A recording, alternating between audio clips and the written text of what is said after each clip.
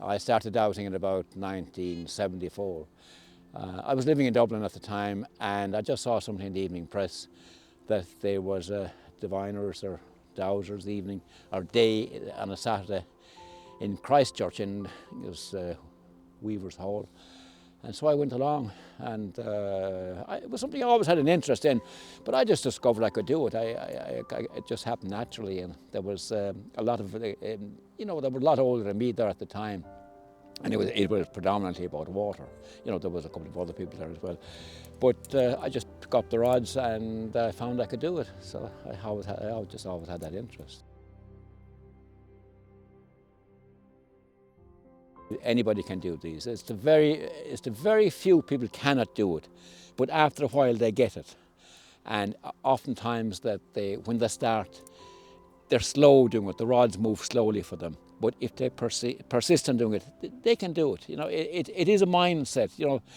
It's so obscure. People think that it's difficult or think they can't, but no, it's not. Anybody can do it.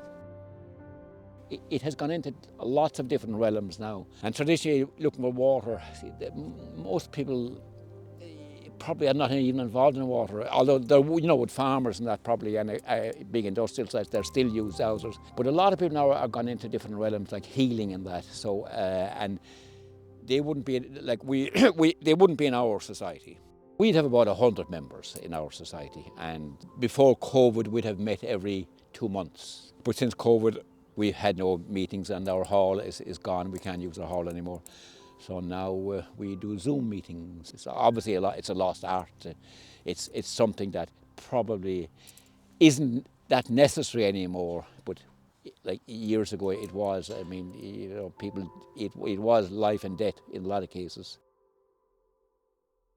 You can use your thumb. You can use different things, but rods are the manual tools, and you can do them with a twig. Well, of course, the hazel twig would be from a tree, and that probably would be the one that was there. Most of the time, you can just pick it off a tree, or any tree will do, really. If it is water, like the rod will just dip, or it can go up in the air, And that has unreal force. There's no way you can control it. There's no way you can stop it. If it was coming up, it could hit you on the forehead. There's nothing you can do about it. It would take the skin off your hands if you tried to stop it. It is just phenomenal.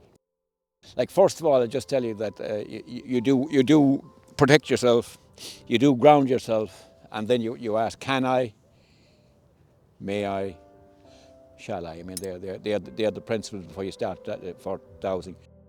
If we get a no to one of those, there's no point in doing any dowsing, because you won't get the right answers.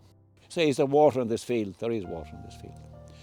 And what direction is there water? There's water there, And then I walk in that direction, and I'll ask for the spot where the water is, and I'll get the water there. And once I get that water, then I'll ask the depth. What is the depth of the water? 10 feet, 20 feet, 30 feet, 40 feet, 50 feet, 60 feet, 70 feet, 80 feet, 90 feet, 100 feet. That's about 100 feet deep. Is it good quality water? It's good quality water. It's suitable for drinking.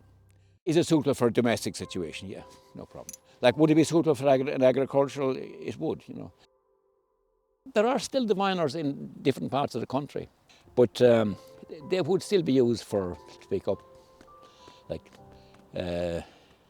spirit energies in houses and that kind of stuff. I don't think it'll ever die out, It's still practiced a bit, not by every day. I don't come across many diviners, except that we have in the group. And I try to teach as many people that will come to us, that we're all the same. Like, that's what we're there for, to teach people. But it's not an everyday practice. There's very few young people, and that might be their parents wouldn't allow, meddling with stuff like that, I don't know.